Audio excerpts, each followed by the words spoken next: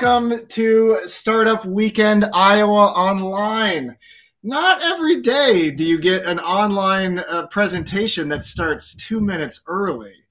So you are in the right place. We have began our experience with TS Demo Day, celebrating the last 28 hours of us building together. This has been a whirlwind of activity that has brought people from around the state of Iowa and all around the world together in order to learn how to build like a startup.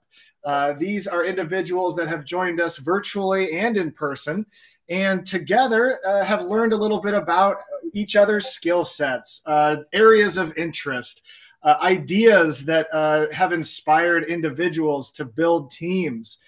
This has been a wonderful experience that is Startup Weekend. And so as you tune in, know that we also are going to light things up throughout social media all evening long. Feel free to use the hashtag Startup Weekend to connect with our presentations, to connect with our organizers, and to connect with our esteemed judges. Jay, I'm ready to move on, and I hope you are too.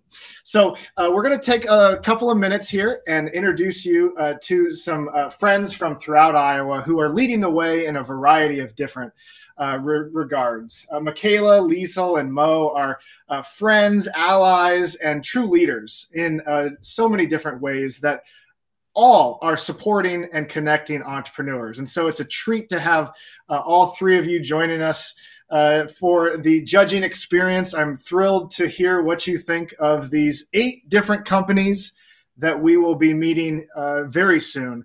But before we do, I'd like to take a moment and have some time to meet each one of our judges. We'll go left to right. How about that? Michaela, how are you feeling tonight, my friend? Great to have you on the demo day here for Startup Weekend Iowa Online 2022. Yeah, thanks for having me, Ben. Excited to see what everyone's been working on and hear some cool ideas. You want us to just give a quick background bio? Is that what you're thinking? I don't know if this would be an online presentation without a muted moment. Michaela, feel free to hit that mic to make sure we can hear you. If you'd like, we could always come back, but why don't you give it another try? Can you hear me now? Okay. All right. I guess we're good. Okay.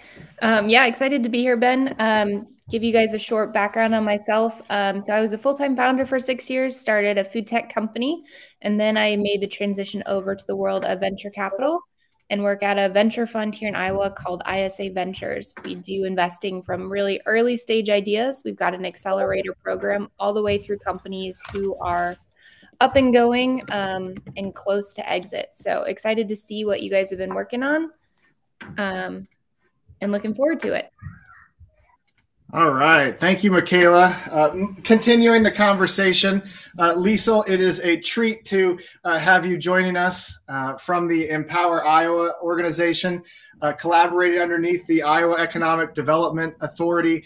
Thank you. And to Michaela, Mo, as well, for your generosity, being here on a Saturday evening, sharing it with us to continue hearing what entrepreneurs are building and supporting them along the way. Why don't we take a moment to hear a little bit about how you spend your time and some of the impacts that have you excited when you think about entrepreneurship throughout Iowa and within our rural communities.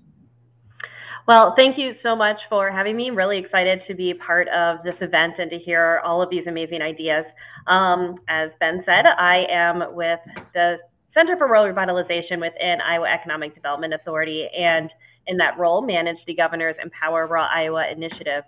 And it's hard to go anywhere without just seeing the entrepreneurs that are popping up and different ways that they are growing in their communities. And I obviously am specifically looking at rural communities and how they are supporting or need support to strengthen their entrepreneurial network. So we have been looking at different resources that are available, different organizations that are popping up across the state that are supporting local entrepreneurs, and just have really appreciated the partnership with you, Ben, and others, and kind of building this network, and looking forward to tonight. So thanks again. I'll go ahead and do my intro. I'm Mohammed Teriori, so I'm in sales at RoboFlow, computer vision, artificial intelligence company. So essentially, I got into that from Techstars. I did the demo day back in April and found that Haley, who was the head of customer development over at RoboFlow at the time, was one of the mentors, was asking her a little bit about a project that we were working on within the demo day.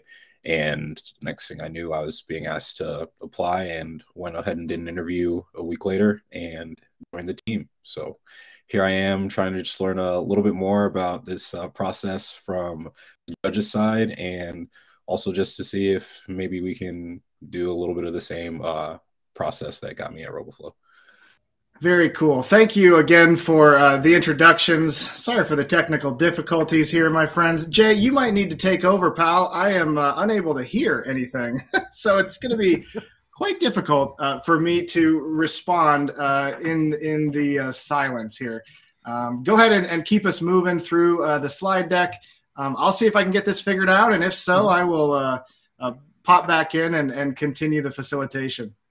So this is one of those things that we tell our participants about. It's like, there are going to be things that are going to go wrong, and you just need to be prepared for all contingencies. It's just part of being in the world of startups. So we'll let Ben try to figure out what's going on. I'm going to run us through some basic judging criteria. We talked about this yesterday when we met for the first time during the Friday evening live stream, but some pretty basic stuff. First, we're looking for validation. We're looking to see if the teams got out and talked to customers. Essentially, did they put in the work to show whether or not what they are turning from idea to startup, whether there's actual need for this, whether people are having some sort of pain in that area. Are they actually solving a problem? Do they actually have a target market identified? So these are the important things to see whether or not it's actually a business and not just a hobby or some sort of side thing that, maybe I'll do this thing or maybe not as we go along here. Secondly, the execution and design. Do they have an MVP or a prototype? Are we going to see some screenshots? Are we going to see any videos? We will find out as we go along. And also, design matters.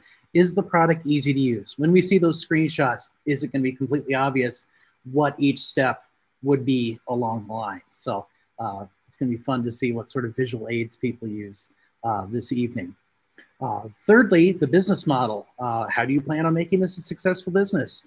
Like I said, is it something that actually could scale after this event? Could you keep going with your team or with parts of your team and go beyond and eventually maybe raise angel funding or venture funding, that sort of thing? Again, are they actually solving a problem? Do they have a value proposition statement? And then finally, is the idea unique? Is it not just kind of a papering over of an already existing successful thing, or a thing that may exist but isn't so great? We just want to see how unique their idea is. Trust me, the ideas are pretty awesome. So how it's going to work? We're going to submit pitches. They did that. We're going to have the teams each have 1 or 2 people present their idea and to the judges and to the other participants who are watching on our live stream. So that's going to be a lot of fun. And then the judges are going to go through and select the top 3 teams of the teams we have present. And so with that, I'm going to hand it back over to Ben, because it sounds like Ben has his ears on now. Hey, I hope those introductions were awesome, because I have no idea what was said yet. But knowing we've got some esteemed judges joining us, I have no doubt I'm looking forward to revisiting what was said. And thank you for the patience. So, Jay, thanks for going through kind of what the judges are looking for as we light things up this evening. Speaking of getting loud, open the phone. Jump onto Twitter and take a peek at SW_Iowa. This is Startup Weekend Iowa. This is a channel that we started building last year, and it's a great chance to see some of the activity that we've enjoyed during our time together, but also connect with each other. and stay in tune with a lot of different Startup Weekend and Techstars activity all throughout the state of Iowa all year long. And so that's a quick chance for us to connect throughout the social media landscape. If you're tuning in on YouTube, I'd encourage you to throw a comment into the mix. We've got family and friends joining us from around the world. Feel free to say hello and encourage these entrepreneurs as they present what they've built. As you can see on the screen, we've got 8 different companies. We'll start with Sourcebox and make our way through, knowing that we're going to be together for the next about an hour and 15 minutes or so. We've got a lot to get through. So, Jay, if you don't mind clicking through, I feel like it is time to see what these folks have built. And if there are any final questions, feel free to throw them into the mix, Liesl, Michaela, or Mo. Otherwise, we've got Karen on the line, and I am especially interested to hear how concise, how impactful we can be with our words, and how sharp we'll be able to learn what was built by our friends at Sourcebox. We have, as Jay mentioned, 5 minutes for the pitch. It can be less, with 3 minutes for our judges to ask some questions. And so I've got a timer here, and we will keep it right on that time. And so, Karen, if you are ready to rock, I've got this set, and your time begins now. Hello. Hey, everyone. This is Team Sourcebox, me, Jess, Vin, and Vinay. And we are around the globe. So, of course, this is something which is really exciting, and this is about a platform that we are planning to build specifically for travelers. So let's start.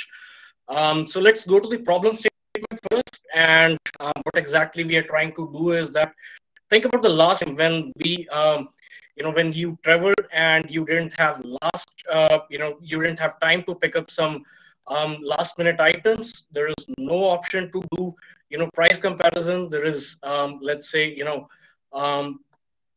no convenience available, for you to reach out to the local shops for quick delivery, and there is no way out to connect to the fellow travelers for community review. So this is something which, usually a lot of travelers face. Moving on to, the validation, or let's say the customer discovery, we reached out to, let's say, around more than 20 customers, potential customers, and we asked some key questions to them that, when did you travel last time, or let's say that, did you purchase some products during the travel? And astounding 90% of them said that yes, they did, purchase some products. And, did they like to, pick up their products from, local shops or sort of that? They said that no, there was no convenience to pick up, let's say, to deliver, those products from local shops. We do have Amazon, we do have, let's say, Walmart, etc., but nothing for the local shops as such. So one of the most, important point for us to, let's say, consider was that the price they were paying was higher for those commodity. Moving on to, let's say, what's the solution? So we proposed, a solution with, let's say, a perfect value proposition. So it's a e-commerce social platform, which basically shares the data that travelers need. It provides some cheaper and better options to buy for travelers, and also, provides a price comparison functionality. Secondly, it provides, we basically provide a social network that provides transparent reviews, and also, we provide functionality to create a checklist that helps travelers, plan their travel itself. Moving on to, let's say, this is how our product looks like. We build a prototype, let's say, in 6 hours. We have an excellent, I'm myself a software architect, and we have an excellent team that helped me prepare this prototype itself. We have a search functionality. Basically, you can just search the products over there, and you can select, from where you want to purchase, local shops or from us. We have a social network also. If you see over here, primarily, basically, it basically helps you out in providing and create a travel checklist. It actually helps you in, let's say, if you're a digital nomad, if you're if you're traveling for some office purpose or some executive meetings, you might have some products which you might miss, and you don't want to purchase it. Let's say at the end moment, you don't want to purchase a costly product. So here we'll help you in getting the cheapest product, or let's say most affordable, which is near to you, and we'll provide you delivery services. So moving on to the go-to-market plan, which we created based on our market research, that how the let's say this market of, or let's say the target community of travelers is going to increase. We have digital nomads, we have tourism and business travel opening after COVID. So in short term, we plan to have initial 1,000 users with, let's say, a user group of 1,000 users in just 1 month, and perhaps we can promote it locally with doing some tie-ups with business, hotels, travel shops through social media, etc. In midterm, let's say in 6 months, we plan to have 10,000 users with referral systems, Facebook ads, Google ads, etc. And in long term, within 1 year, we are planning to have at least 500K or 600K users with SEO and growth hacking tactics. So if we see, all right, I apologize. I hate cutting people off, but we are over our 5-minute time, boss. Thank you for the presentation, and now I will begin the 3-minute experience for Q&A. Awesome. Yeah. I'll go ahead and start. Karen, you mentioned a lot of different things this product is going to do. You mentioned delivery, the data, being able to know what's local, the social network platform. Which one do you plan to start with, and which one do you think is the one people are going to be the most excited about? Yes. So one which we are planning right now is first we will be doing the tie-ups with the local businesses and providing them the products that specifically travelers need. Let's say if they need a specific product, we will be providing them a checklist that they need to let's say some common products that usually travel communities. If someone is a solo traveler or a business executive, we'll have checklist and we'll help them in providing those products, delivering those products. So yeah. Are there going to be anything in the way of like platform fees in terms of usage, or is it more of just a general use and when they're booking, like percentages of the actual bookings? So the screenshots which we saw right now are real prototypes. We basically built a website and create a social network page itself, how it looks like.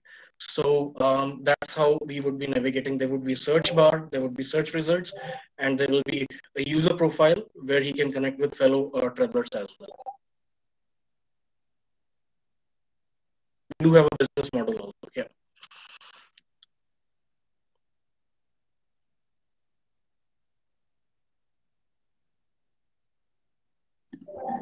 Is there a market identify that'll work best to begin in, or is it more of looking at just current trends and beginning there for your tourist outreach? Primarily, how we'll be reaching out is that, let's say, we'll be tying up with local businesses through social media, various communities in Facebook, etc. That's how we are planning to reach different people.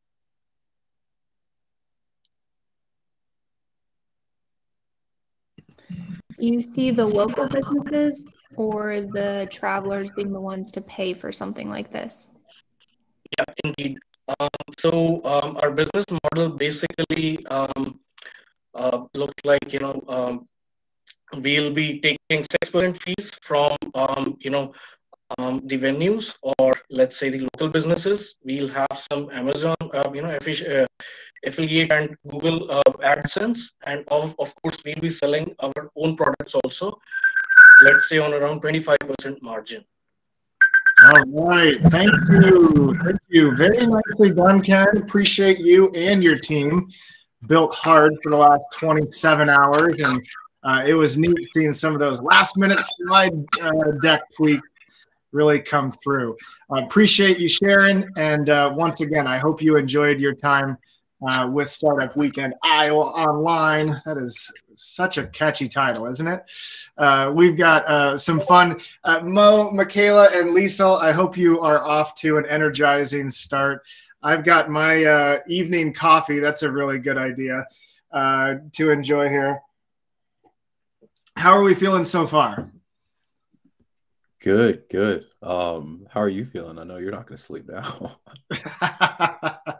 There hasn't been a whole lot of that during this weekend experience, but that's part of the fun.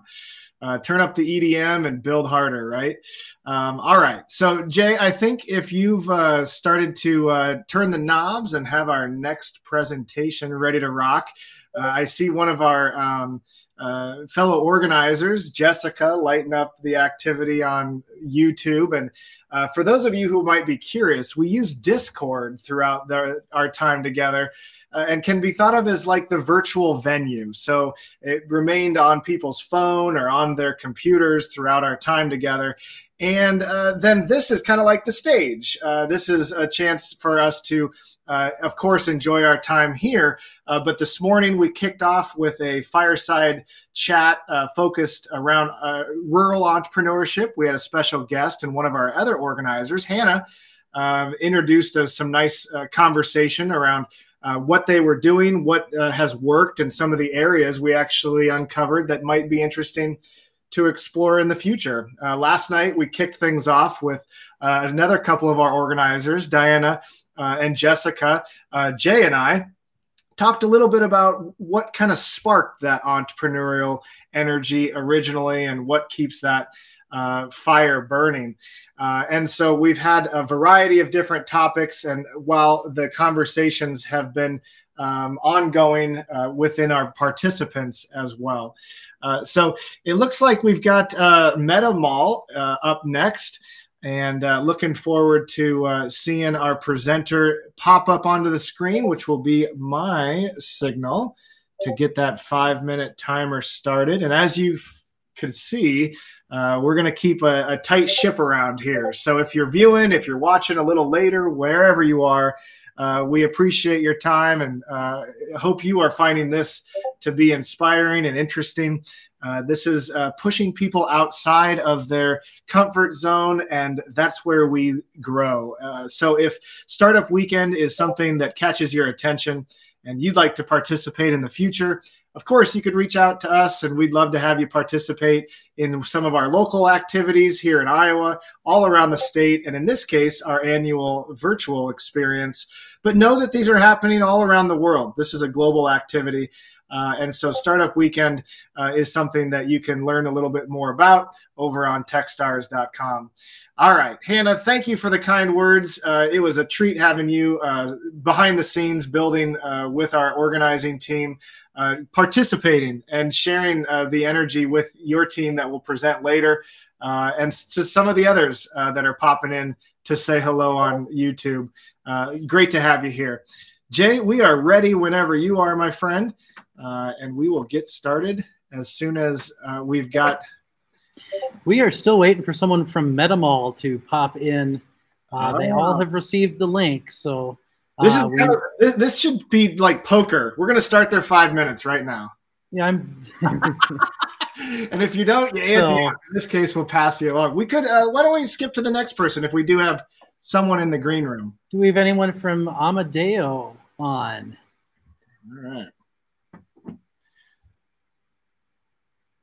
I don't see anyone from there. Harold, I know he's on. He has influenced me. Harold, we're going to move you up to position number 2. Are you Are you ready to take this away? There he is. What's up, Harold? Good to have you here, pal. It's been a treat building with you over the last few hours together. Are you feeling a little unexpectedly ready? Yeah.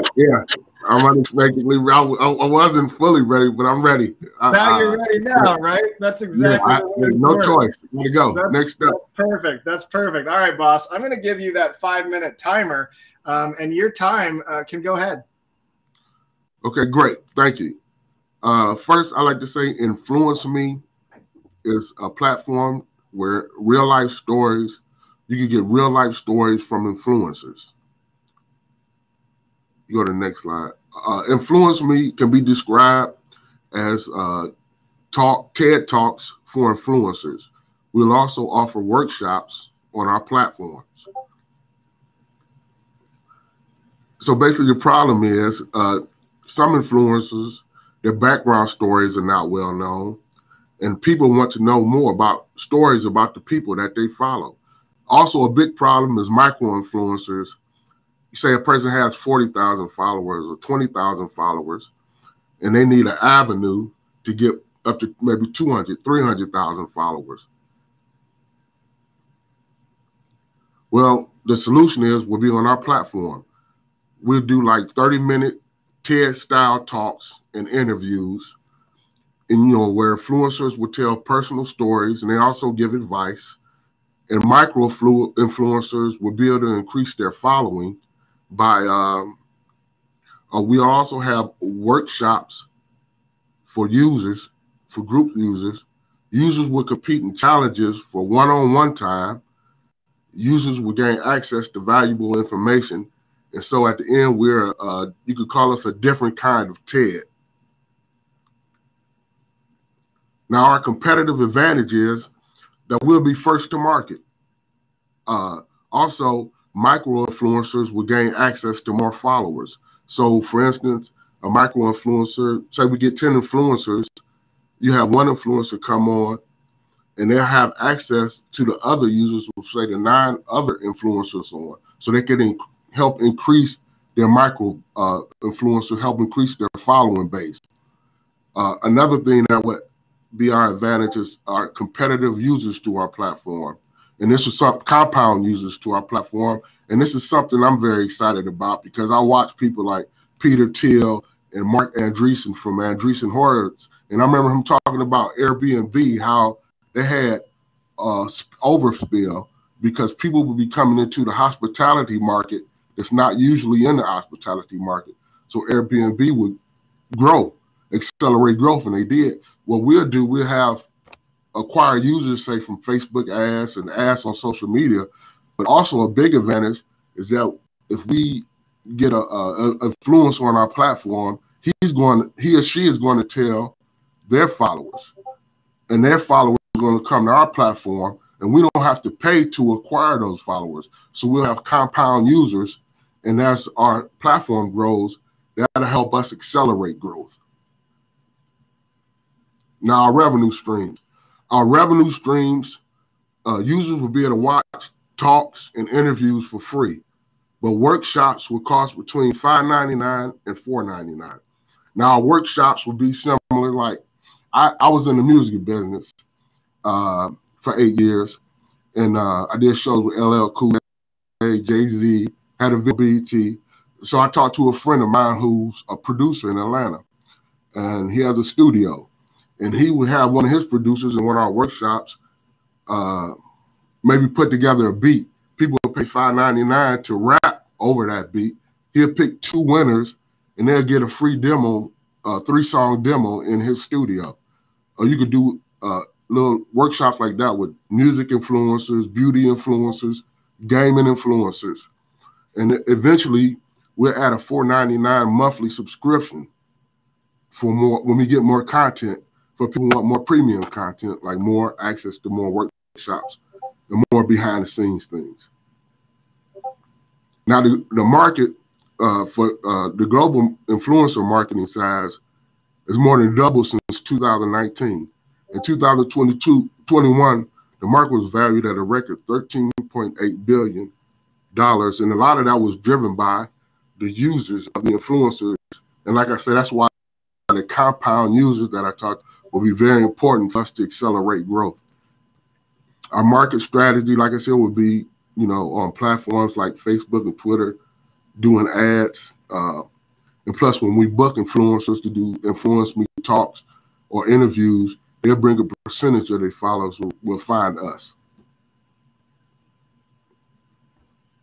Now, our team, like I said, that's myself. Like I said, I had 8 years in the music business, over 8 years, and did shows with a lot of people and videos. And Tiffany, one of our members, our team members, she's a micro influencer already, and she already is growing a following on Instagram as well.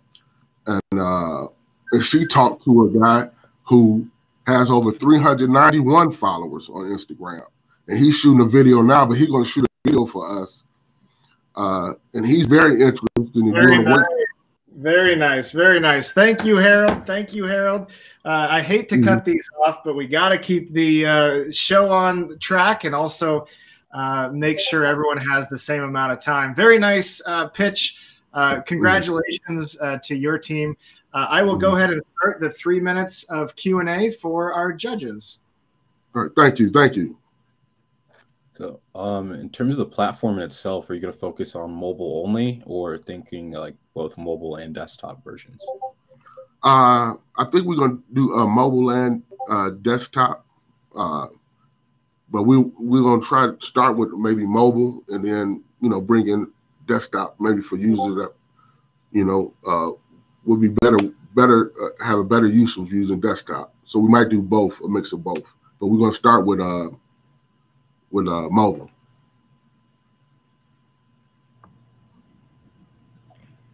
How are you planning to kind of launch with those initial first influencers? Do you already have kind of a few in your back pocket that you're planning to, and then grow from there? How are you going to entice influencers to want to be on this platform? Well, first, like I said, we got a couple of, because we are already in the space somewhat. So we have some people that's already interested in doing it. But our strategy will be first to really target, as I talked about, micro users, micro influencers who are looking to build their base. And once we get more micro influencers bringing their followers to the platform, that will eventually, we're looking to eventually attract bigger and bigger users as we build up more content. And then we, hopefully could reach a level of 10 where people be waiting in line, TED Talks. People are waiting in line just to be in TED Talks. So hopefully we get to the point where influencers, bigger influencers will start wanting to be on our platform. But we're going to target the micro influencers first, 50,000, 100,000, 20,000 followers who are eager to get more followers on their platform, who will be eager to do interviews and talks on our platform and workshops. Harold, can you touch a little bit more on the workshops? Are the workshops for the influencers, or are the workshops being run by the influencers and they're for the followers? They're for the followers, but they'll be run by the influencers, the people. And we will give, like, which I talked about my friend doing the demo, the beat, and bringing in people to do the workshop. Like, we'll give them like an incentive, like, you get a percentage. The influencer, music influencer, the beauty influencer, they'll get a percentage of the money that's being paid for the workshop. That'll give them an incentive to do the workshops because they get a percentage of the money that we'll make from the workshops as well. A question on the criteria for being accepted as an influencer. Is there like a certain follower count you have to have, or is it more that anyone can declare that they're an influencer and then being able to join? Oh, no, we'll have a certain, when we target micro influencers, it'll be probably maybe 20,000 or higher, a following, 20,000 to 100,000 micro influencers. And, you get up to the more medium size, 400, like the one guy Tiffany talked to has 391,000 followers. That's like a sort of a mid-size. And then once you get over the million, then you're in much bigger followers. All right. All right. Harold, thank you, my friend. It's been a pleasure building alongside of you and your team. Congratulations on what you brought into this environment with a cool idea, and also the way you were able to build that idea into reality and share your story as we have enjoyed your pitch this evening. Great job, and we'll see you for the after party after we get done with a few more pitches. Harold, thanks again, and congratulations to Influence.me. Up next, we've got Kate joining us. Looking forward to hearing about everything's going on with her team. This has been neat to see their development over the last 24 hours. I'm going to go ahead and keep us moving with a 5-minute timer. And Kate, you feeling good? Yeah, thanks. All right. This was something that you were building towards. So enjoy the moment. I will start your 5 minutes now. Okay, we are building a AI and NLP-driven platform for companies' data and documentation. The next. Yeah, this is a platform for project managers who actually waste a lot of time just searching for critical information and data and documentation across the company rather than delivering solutions. Actually, we just identified that project managers, as well as the company at all, they just use about 30, in average, 30 tools to run their day-to-day operations. This can be like different communication tools, as Slack, Microsoft Teams, email, issue tickets, this like Jira, Utrecht, Monday, version control systems like GitHub, Bitbucket, etc., documentation systems as Confluence, HubSpot, etc. And all of that distributed across all these platforms. So Amadeo helps to get an all-around product vision and be up to date with the product updates. Actually, the main value proposition of the Amadeo, Amadeo is like a Google search, but for companies' data and documentation. And the best definition is given by Ben McDougall, who said that this is a dashboard where I start my day. So actually, as you see, Amadeo just do smart search for your data and documentation, analysis and forecasting, and summarization of all of them. Thus, our users will get all-around product vision.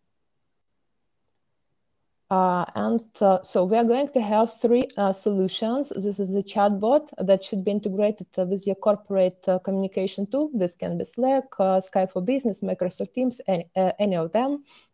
Also, we would like to have a web platform which contains an expanded functionality and APIs that can be integrated with your knowledge-based solutions. And here how Amadeo works. So users just need to enter their search term in the search field, and platform will give them a list of widgets with summaries by the search request, and a list of search results with concentrated summary by each of them. On the right side, you will see the highlights and important information by your search query that is found across all your company platforms that you have. And our key differentiators, this is proprietary AI-powered search algorithm that gives you absolutely full estimation and gives you relevant results. This is proprietary NLP algorithm that creates summaries, and heart of our system, this is integrations, which can be done just in one click, and you don't need to have a lot of different plugins and integrations with your platforms.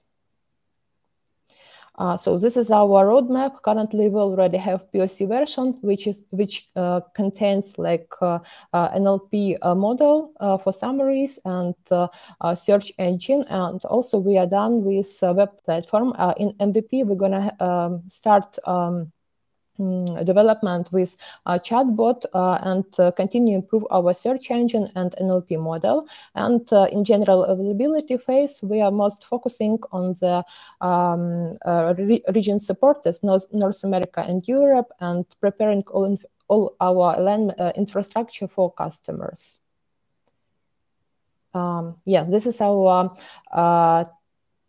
target customers. This is the companies and product managers who has a lot of documentation written on English and textual. Yeah, this is a business model. This is our we are going revenue streams is subscription, and in future we're going to have partners for program for search and summarization engines. This is our market size. As you see, the numbers, it's pretty interesting. We had it done by Crunchbase data. This is our competition. Our two most powerful competitors are Elastic Workspace Search and Google Cloud Search, which is not so powerful as we are. Our customers need our solution? Sure, of course, because we have central digital. We are a central digital office. We will just save cost and time for our customers and deliver solutions that they are promised to have. All right. Very nice, Kate. Sorry to cut you off, but this is that timer. 5 minutes well spent. Thank you for sharing that presentation. And what a beautiful slide to end on. A team that came together early and worked hard all throughout our time throughout this Startup Weekend experience. I will go ahead and fire up the 3 minutes, and judges, take it away.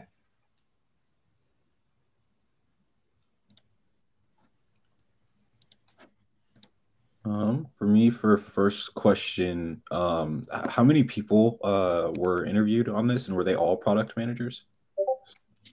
So actually, we just spoke with all people across the team. It was starting from C-level managers and ending R&D team. Yeah, but this solution currently, the niche customer is project and product managers, but it can be distributed across all the team, of course. So when you think of kind of entering and getting this product to market, are there some initial companies that come to mind that you would see as early adopters or would be willing to beta test this and give you feedback? Yeah, sure. We have a couple of such companies that are related to my previous product manager experience, and so we are like preliminary committed with testing Amadeo once it will be ready, MVP will be ready.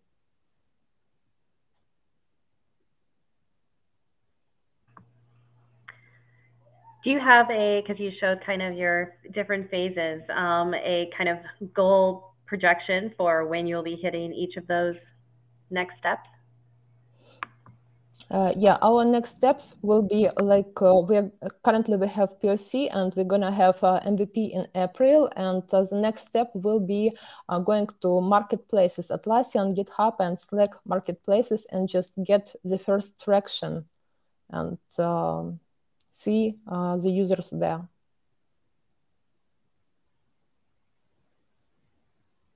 As we have a lot of integrations with these platforms, I think this will be very easy to do.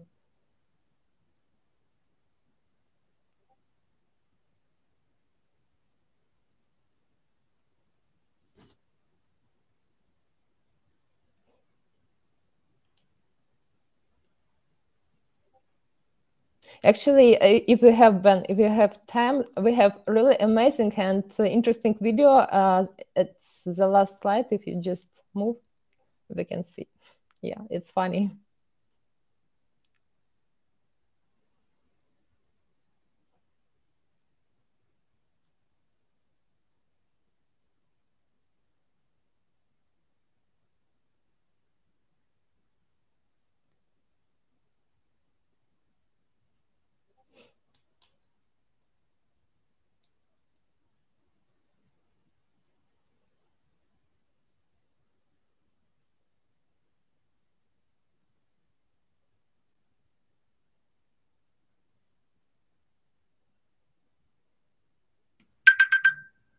All right. I don't know if that's a perfect finish or what. Look at that. Right at the time.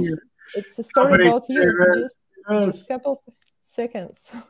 You are the main person here. Oh, there we go. Start your day here. Indeed. Oh, whoa. Yeah. Wow. We took another few seconds. Yeah. Oh, that was friendly. Thank you, Kate. It's been a treat building alongside you and your entire team. Very nicely done. Man, I just hate cutting this off, but we are keeping a tight ship. For those of you who are tuning in, Hannah, Joseph, great to see you from DC or Des Moines. Who knows, but it's fun to have you here. Kalania, good to see you. Thanks for lighting up the chat. We've got Bad Axe Enterprises joining us. We've got Mayoko. I know we've got all sorts of friends who have participated here at Startup Weekend, but also folks tuning in from around the world. We do have our next presenter all tuned up and ready to rock. Nora, how are we feeling tonight? I'm excited. Can you guys hear me okay? Absolutely. We've got a Canadian friend joining us to present her company. So I will go ahead and get your 5 minutes. Can I have a technical question? How do I change slides? So our Wizard of Oz is going to change the slides for you. So don't worry. Just awesome. Keep rocking and rolling, and Jay will make sure you look good. How's that sound? All right. Ready to go. All right. Sweet. All right. I got the 5 minutes starting, and it's your time. Hi, everyone. So my name is Nora, and I'm representing our amazing team called Form, and we are creating a new online shopping experience. So users are able to swipe with ease and find their perfect match of clothing to buy. So next slide, when we are looking at market studies, we actually found some evidence that shoppers are unsatisfied with their shopping experiences. A whole 71% claim that they are unsatisfied. And our own customer questionnaire actually agrees with this information, as 65% of our respondents said that they didn't like how they were conducting shopping, either because they had sizing issues, it took a lot of time, or they just couldn't find what they like. And in my personal experience, I'm an avid sustainable shopper, and it takes a lot of time and effort for me to go between brick and mortar stores and online stores to find what I like. On top of that, ads are not relative to me. IBM actually did a study and that consumers are asking for brands to be able to get to know them and really offer them what they want, but they're not seeing that happen. And that's where our secret sauce comes in. We want to help those underdog fashion companies that may not have a robust marketing strategy to get in front of their customers. Think of it like an anti-big box fashion concept, where instead of going to your Amazons and Shines and Zaras, you have a new way to explore new brands and allowing you to see things that are actually in your size and in your fit. And this is how we will be a differentiating factor within our business model. Going into our value proposition, we like to call it a Tinder for fashion. We really want to just put items in front of you with a swipe feature of if you like it and if you don't, to be able to build a personal profile of what you like and to be able to offer that data over to brands that you will want to hear from. As our bones of an MVP, we actually created a bit of a back-end mock-up of what that would look like. So if you go to the link that we tagged, you can actually input your email, upload a photo, and tag an item from that photo that you would like to see suggestions of outfits to wear. And if you access the app, for example, if you put in a blazer, you'd be able to see all users or all brands that have a blazer styled with some other items to give you an idea of what to shop for. And that is our business model. We want to go off of hooking people to be able to build their digital closet, to be able to share with friends of what they wear and where they shop, not just between friends, but also to help other users out and really see style recommendations and items that are actually relative to what they are looking for. And then our actual revenue will be generated from brands that want to get in front of those customers who are offering that insight to help us connect them to brands they want to hear from. And this is our go-to market plan, where we want to start with user onboarding to create a very solid base of people who are looking to engage with brands and find new ways to shop. Going into that, we would like to promote through influencers, social media campaigns, maybe even some cool in-person activations where exchange for a drink, you download the app and upload a photo. It's an interactive app and it's for free. So we really are confident that we could build a good user base and then make the those sales from the commission that we get from brands, or even the subscription model that we might be looking at. And this really helps build a community where we're connecting those people that are in niche demand and want to hear from those brands that provide that niche, be it sustainable, petite, plus size. And then once we actually have a solid product, we want to explore with analytics and continuously improve the performance of the app and get the best results of customers loving what they see and going ahead and buying it.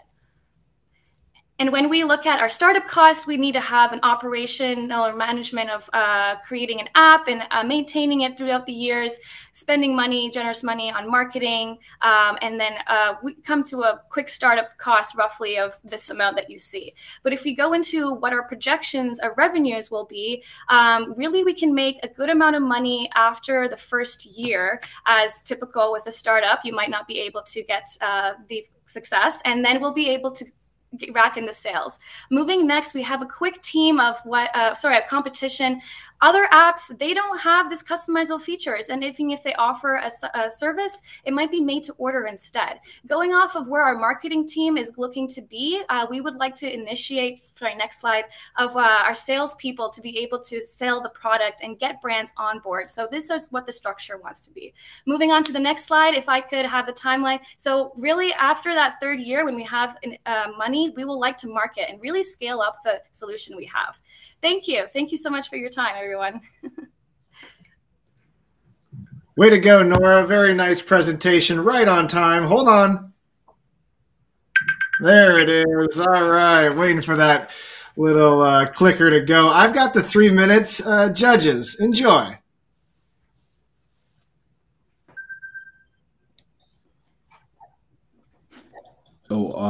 So the part about the consumers finding the ethical clothing brand. So are you looking to do some kind of questionnaire or have like a set of guidelines for the types of brands that you accept on the platform? Yeah, that comes with building your niche profiles. So for that slide, I gave the example of ethical because that's actually a big segment we'd like to cover because there's high growth happening within trends of sustainable, secondhand.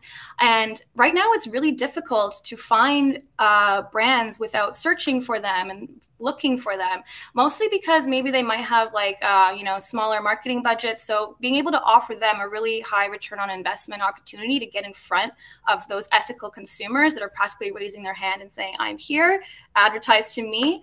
So that's something that we'd like to focus on as our niche starting off because it's a really booming market right now.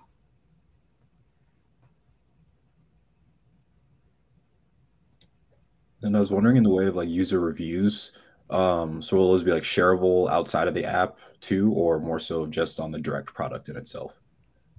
Yeah, that is something we came to conclusion as like our hook, where we want it to be able to be shareable because it also might attract a lot of people that want to share where they purchase their outfits from. And if they had a way to have like a digital closet and maybe a very short and sweet shareable link that they can post on their TikToks or Instagrams for more information on what they're wearing and where they can purchase it, we think that that is a big benefit of getting people onboarded. It's like our niche hook of having a digital closet for people.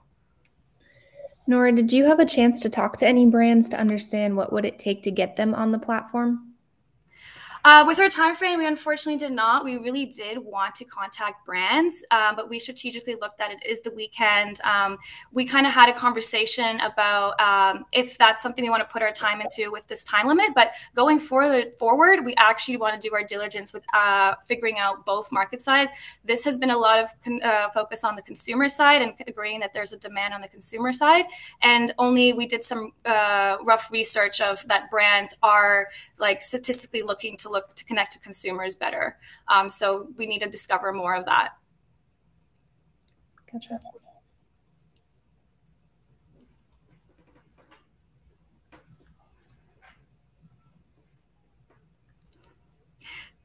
Looks like no more questions. All right, I got one quick one. What was your favorite part and what was the biggest challenge? My favorite part was meeting so many people that believed in my idea. And the biggest challenge was navigating so many different kind of people. I actually had a big team. It was really fun to trial a leadership role. Very nice. Very nice. Nora, thank you for teleporting into Iowa all the way from Toronto, Canada. Your team was a treat to build alongside, and nicely done. The Wizard of Oz is behind his green curtain, working his magic, turning some knobs, pretending to be scary with his fiery attitude. And we've got our next presenter already lined up. Digest Me is a neat company I'm excited to hear from. We've got Anthony here. If you want to go ahead and click the video, we can bring you up into the mix with the video. If that is not something you have, there he is. You here? Can you guys see me? Absolutely. Thanks for joining us. It's been fun watching your team come to life last night and continue building throughout the day. I am going to give you that 5-minute timer. You know how this works. Yeah, if the kids barge in, they're part of the pitch. So that's right. That's like extra credit, you know. At that point. All right, Anthony, enjoy the moment, my friend. The stage is yours. Perfect. So Digest Me, right? Your personal gut wellness companion. Digest Me. Think about 23andMe, but for your gut. Next slide. So Digest Me is to empower millions of people to improve their gut health. I think as you think about gut health, so many people have it and they typically don't get treated for it, or they go to a doctor and they just get prescribed medicine, right? So we're trying to improve gut health and improve the overall quality of life. So problem, millions of people suffering from gut health, and a lot of people don't know it, right? So 56% of people not seeking care from a doctor, that's a high number, right? 76% have GI symptoms for greater than 6 months, and 40% have functional GI disorders.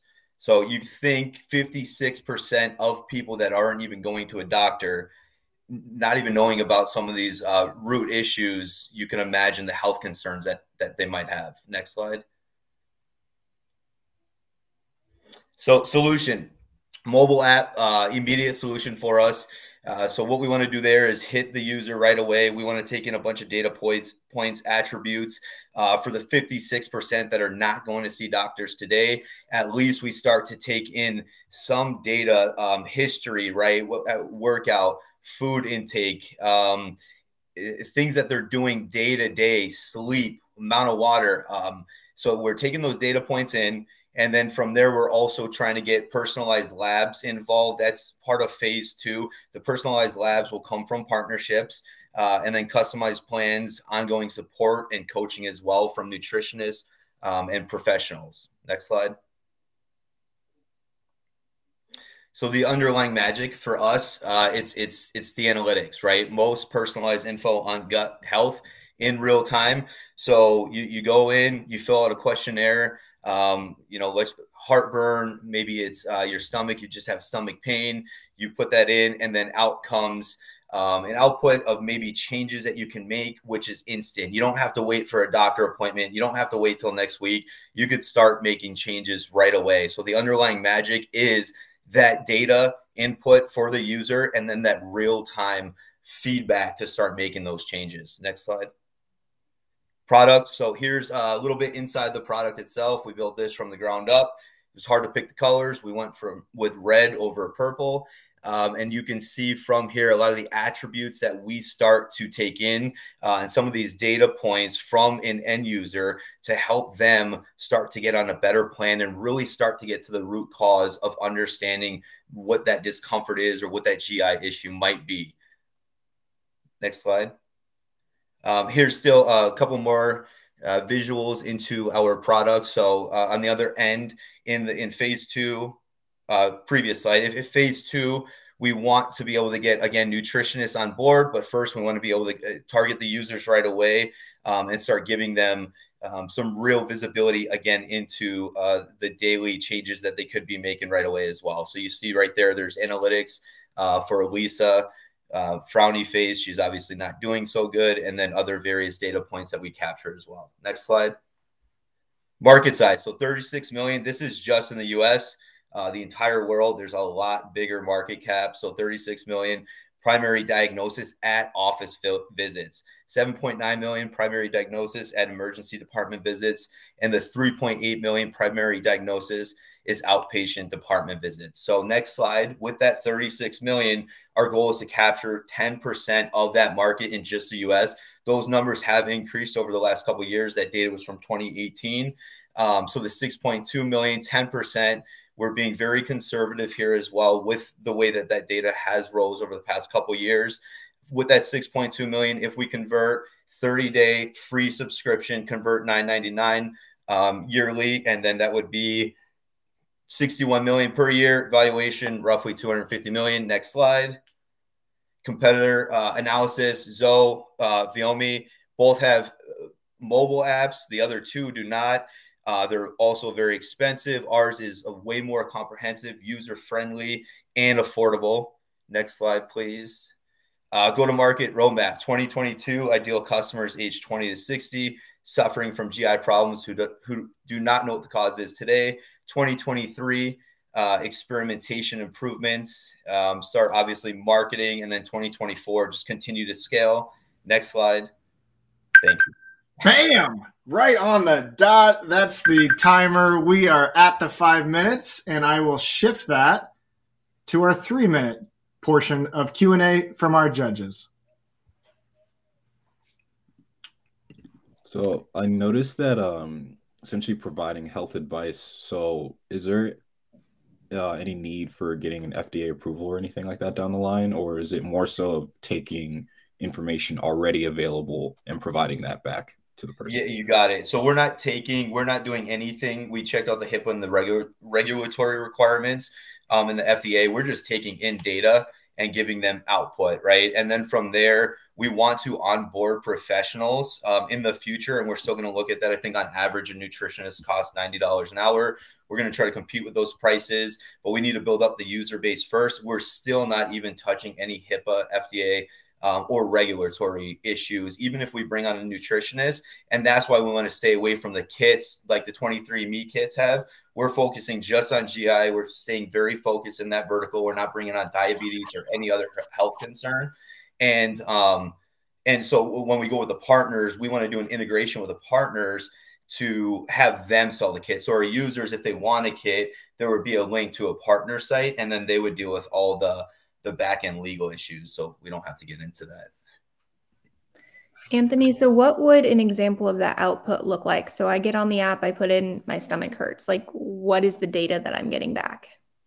So we still need to figure out the data on the back end, but our hope is that after, if you're going to use the app and you start doing daily intake in that app, we're going to work with professionals on the back end to start providing those reports and those visualizations out so that they could start addressing it without having to get medication and or go directly to a doctor. I think the 56% that don't even go to doctors already, we think we can capture them. And then above the 56%, we don't know that they even have to begin by going to a doctor. So the output is going to be from a professional based off a report that will drive over time as we continue to collect that data, right? And then in the future, we could definitely build in AI and ML, but we need enough data to be able to do that to begin with. Yeah, so the whole premise of the app relies on the user consistently putting data in. So how do you incentivize them to do that? So with the user constantly putting, right, so the value is the app. So the marketing plan, and to see, I don't know if any of us know that any of our apps are going to work today unless we go to market with it, right? So that's next steps. We need to go to market. We're going to take a budget of $1,000. We're going to hit Instagram, Facebook right away, because newspapers, billboards, mail that's old, that doesn't work, email. So we're going to go Instagram, 20 to 60 years old. We're going to hit it Monday, Tuesday, Wednesday, Thursday, 6 to 10 p.m. We're going to do $100 per day. We're going to have $1,000, and we're going to start taking feedback. What's working, what's not working. And then, right, so from there, we have to get user feedback first to figure out why the users aren't jumping onto the app, and then adjust and hopefully pivot. And then hopefully in the future, they continue to use the app, because over time they get value from it. and less maybe visits and prescriptions from the doctor, right? All right, Anthony. Thank you for keeping us healthy. Thank you for building strong with your team, and cheers to a nice interaction from our judges. Thank you. Are ready to continue moving through our evening together. We have just a couple more pitches. For those of you who have decided to tune in live, you are getting the action first, and cheers for joining us. Feel free to grab that link over in the share button here on YouTube. Share it with a couple more friends. There's still time. We've got a couple more pitches. And these entrepreneurs, of course, are going to appreciate your support. Speaking of entrepreneurs who support others, we've got Hannah joining us this evening. It was fun watching you build with your team. You also helped facilitate a wonderful fireside chat this morning, leaning into the narrative around entrepreneurship within our rural communities. And so, Hannah, it's great to have you join us tonight. Feeling good? Let's do a quick sound check. How are we ready? Did you fix that? Like, you just had a flat tire. Are you good? I am here. Yes. This entrepreneurship game, man, it's a lifestyle. You got to be ready to roll with a punch or two.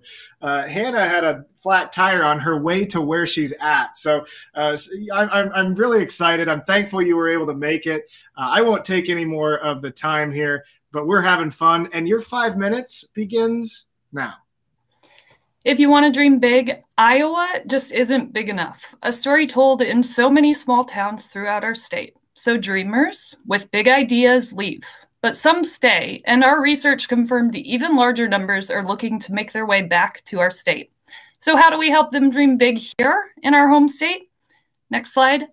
Marcy is someone who stayed in her small community to do that work. Her town was suffering a shortage of local businesses, a story those of us from Iowa are all too familiar with. Once glimmering downtown main streets left with dark windows, yet another rural town all closed up. Marcy wasn't willing to let that happen, so she started building her town back up. Now they know what the town wants, and they have a thriving main street. And yet, she finds herself stuck, left with a gap to fill, left with no connection to show what is possible in Sumner, left with no way to let the world know about this town and the work she is proud of. She used social media, but it lacked community buy-in. She utilized some broad marketing resources, but it still didn't put her in front of dreamers like her. Dreamers like Atlanta Area Chamber of Commerce Executive Director Bailey Smith, who was hesitant about moving home to Iowa, but she wanted to help her hometown grow. I think of all the reasons why I didn't want to move back to my hometown, Smith said, and then I sit and think of what I could do as an individual to make it better. And then when I left, to make it a place that I want to live in.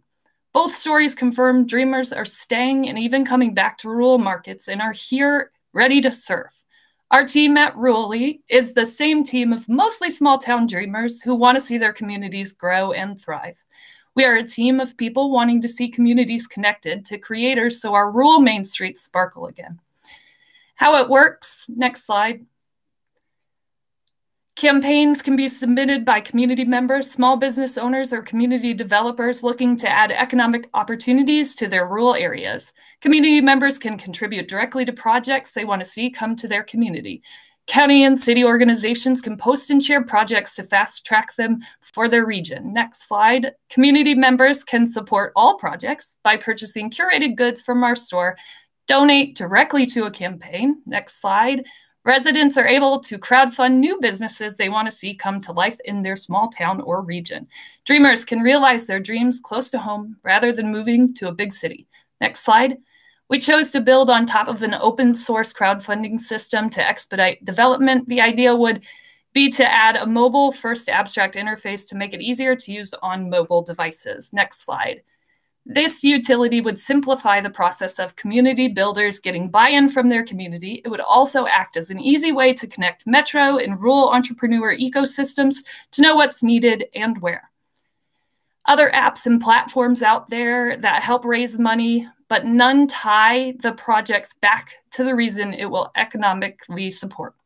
We know that rural community leaders need to be reconnected with dreamers, and we have developed an app so that rural communities and startups connect to do what they both do best, start small.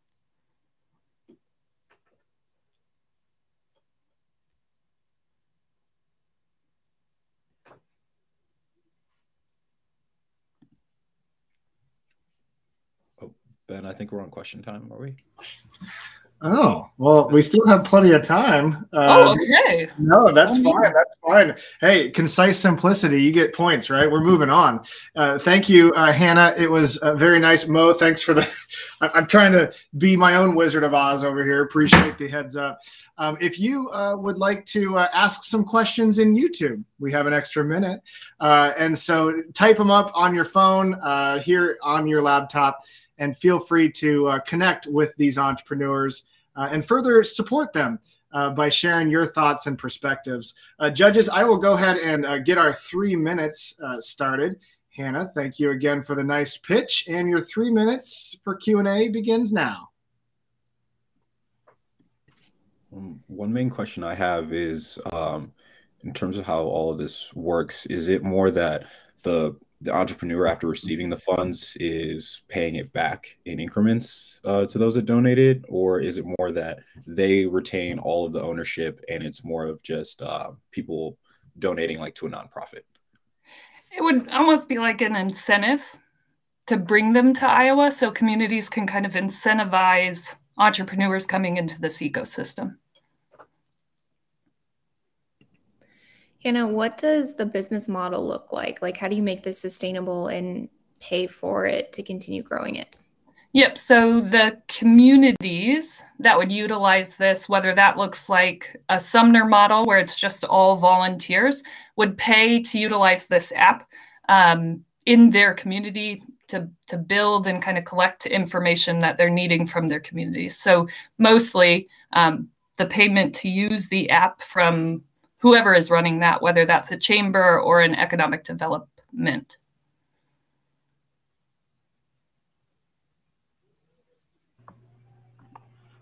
How would you plan to kind of market this concept? Can you talk a little bit? I know you said you mostly all came from rural communities. Kind of what's the interest and the feedback you heard from some of your potential communities? Yeah, so I think we'd have to be starting in a place where this has already begun, where the ball is already rolling and they really are doing work to understand what communities want and are working to build their communities back up. So I think connecting with the state of Iowa and connecting with communities that are already built to kind of influence and embrace something like this would be a great place to start for sure. Then would this be open to essentially partnerships with like local governments, pretty much like another outlet for them to donate to? Yeah, and it almost would become a kind of marketing app for rural communities to really talk about what they can offer as an entire community, but to business owners specifically. Do you see this being more like local businesses trying to bring in like, oh, we need a coffee shop and there's a local person in the community that wants to start a coffee shop? Or do you see it as bringing in big like national retail chains? I think the hope would be to be able to do both potentially, you know, connect them with whoever has space and want for that.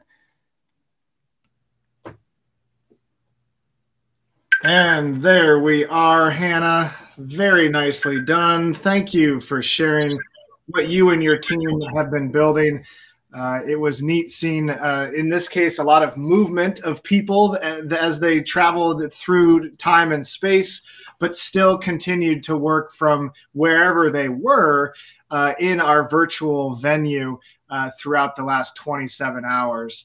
Very nice, Hannah. Thank you again for not only participating in Startup Weekend, but also the generosity of helping to organize this fine experience for others. Jay, Mr. Wizard of Oz, I think we are ready to move along. We have got our next presenter ready to rock. We'll do a quick video check and maybe a quick audio check. Riyadh, nice to see you, pal. Hello, everyone. How are you doing? All right, we got the audio set. I will get this very official timer started. 5 minutes. Great to have you here, pal. Enjoy the moment. This is a treat that you'll remember. Your time starts now. So hello everyone. So today I'm gonna present the idea of MetaMall on behalf of my team. So MetaMall is a no-code template-based virtual store builder. So we came up with the idea because we saw the opportunity that we are early on the metaverse, and it could be potentially a life-changing event for the few next upcoming years. And we started seeing a lot of huge brands such as Nike, Louis Vuitton, and Adidas already starting creating virtual stores and starting to taking advantage of this platform. So we thought about creating something for these small businesses and individual entrepreneurs. Next slide, please. So the few pain points that we realized is for the small businesses and for the individual entrepreneurs, there are limited time and resources, and they would have to lose on an early on access to the platform. And this is actually a new space with high risk for new upcoming entrepreneurs and small businesses to jump on in. So the value proposition that we want to add here is to provide them with a quick and low learning curve and low risk option for all these small businesses and entrepreneurs in order to create virtual stores and get in the metaverse and try to get still maintain their market share. And it's a way for them to quickly take advantage of this platform. So the underlying magic and what we're going to offer is simply provide pre-built option for visuals and no-code platforms to create stores and put up whatever they are selling on the metaverse, provide pre-configured tools that will be easy to set up. And we put it in a simple way, even for the non-technical person to be able to run the store. So for our competitors, we actually did a little bit of research, and we find two type of competitors: direct competitors that are kind of doing the same thing, either building digital virtual stores or 3D designs in the metaverse, such as Obsess, that are creating stores for some of the big brands. And we also have indirect competition for so many people that are creating in the metaverse for the play to earn games, as well as like huge companies like Facebook. So what we are offering in exchange is an interacting way to help these individual entrepreneur to create a store. Next slide, please. So what we are focusing on is the unique audience that we're going to target are the entrepreneurs and small and medium-sized businesses that need an edge over these giant brands. So the business model that we're going to use for this idea is the freemium with a subscription model. We're going to start with free services to build the store and give the users the ability to see what they could do potentially in the metaverse, and subscription services depending on the features they're going to add on, and they're going to choose from different type of subscriptions. Next slide, please. So we decided to go and start with the fashion industry while targeting all the people that are already passionate about the metaverse and who want to create e-commerce ventures. As I said in the beginning, there's a lot of players that are already transitioning in it, and we saw a lot of drive and traction for online shopping, and we wanted to give this interactive way to set up these selling points in the metaverse. So this is a quick video about what the platform should look like in a way. So this is the user, and they will have the ability to access different stores. And at the same time, they will be able to customize every single store's with their brand, the way they're gonna design it. From outside as well as from the interior design, they will be able to only using no code to set up the designs and put different products. And even we can put customer service or salespeople interacting with the users as well inside of the stores. So this is all for our idea. We are witnessing a beginning of a new thing, and we should take action and build something on it. Thank you. Very nice. Very nice. Thank you. And let's go shopping as a act of therapy with each other. All I need is a headset of VR, and I will meet you to go spend some money. Thank you for the presentation. I do not want to take away. This is our last pitch, everybody, in case you were curious. And so we've got 3 minutes that will begin shortly for our judges to ask some questions. And then we'll shift into the deliberation time.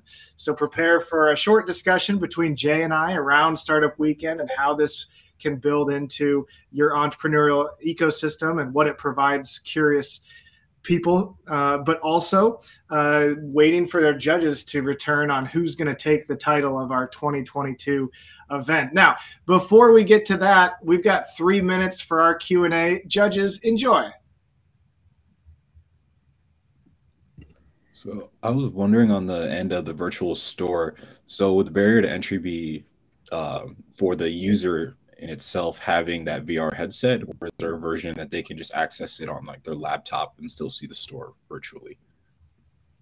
Yeah, we try to set it up both ways. We would start, obviously, as you saw exactly in the video, just like a virtual experience, and then we'll try probably in the future adding like the whole interactive experience with the VR.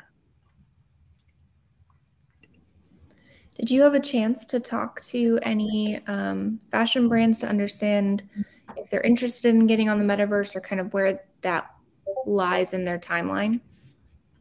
We actually did talk to different sellers on Etsy, also fashion e-commerce owners, and they was really positive about the metaverse, and I would say they would looking for that competitive edge over big brands, and that could be potentially a good way to do it for them.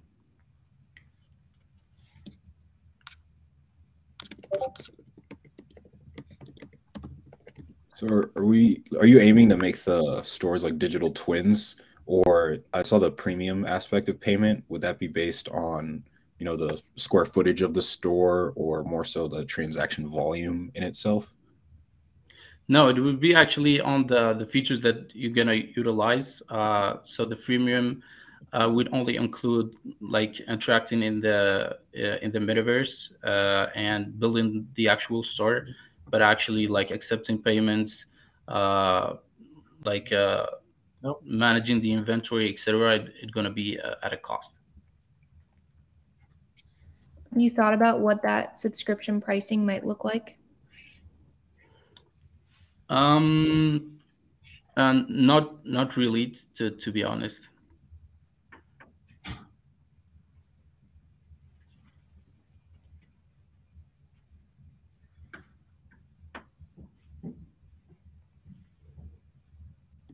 So, go ahead, Mo. Well, I wanted to ask in terms of like shoppers' ages, are you more leaning towards younger people, or is it just general demographic of people that are interested in shopping, or just might have to be less accessible for them to go to a mall? We're focusing on the younger demographic at the moment because of the interest in the metaverse and the Web3 industry, etc.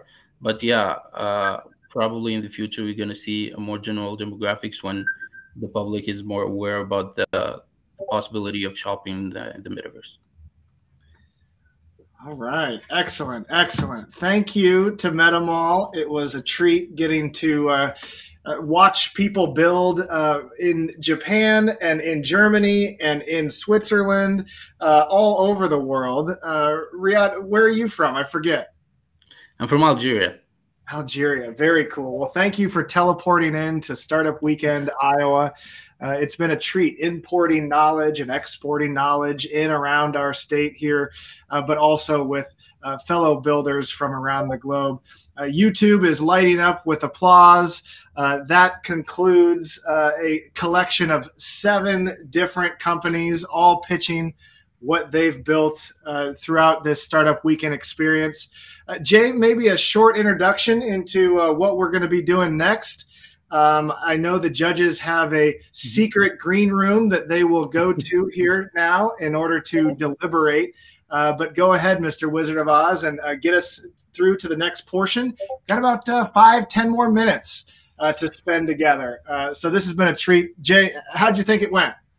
I think it went really well. Those are some great ideas. I mean, the amount of work these teams put in 26, 27 hours is just amazing. So I'm incredibly impressed with, especially with folks working all these different time zones and all of that. So just well done this weekend. Very impressed.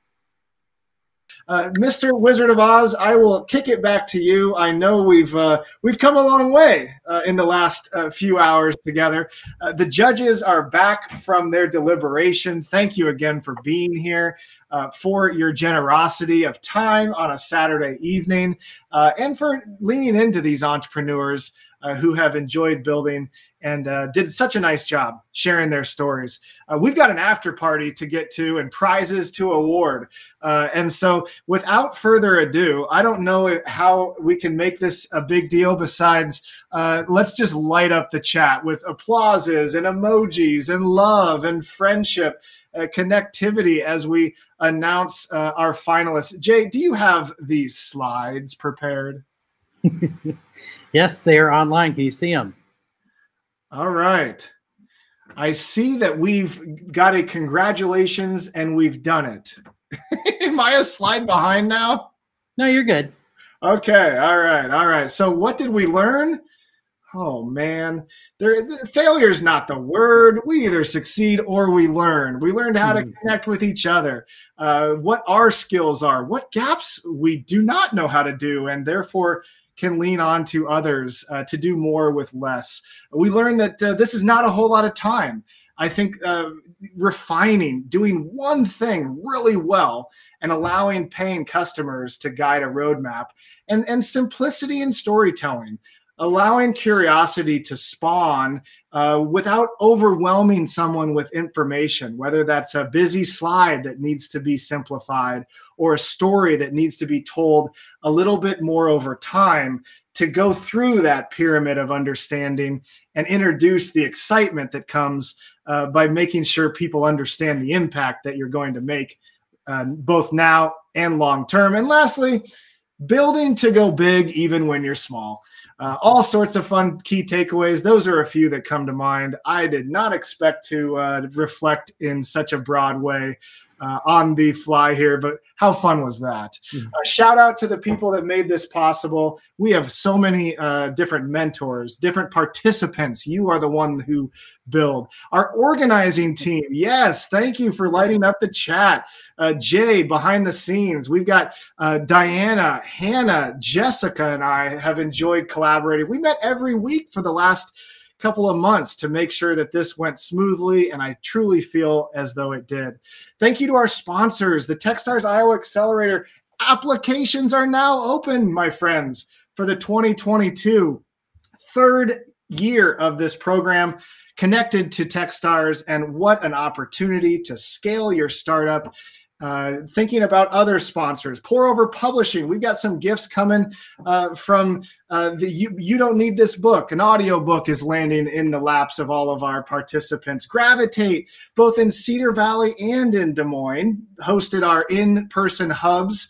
That was one of a few others. Bergen KDV, Jay Cooper, of course, with his friendly cider finder offer. This guy's going to host a virtual tasting for our winning teams. And I've been trying to get the organizing team as part of that experience. The University of Iowa Merge over in Iowa City, not only hosting another hub around the state, but also providing a free pass into venture school for our winning participants, allowing them to explore what is next through that program built for founders. Jay, did Bergen provide some free consulting? Is that how they came into the mix? I didn't want to forget that. That's right. Yeah, some free business consulting Very for nice. the team that picks that.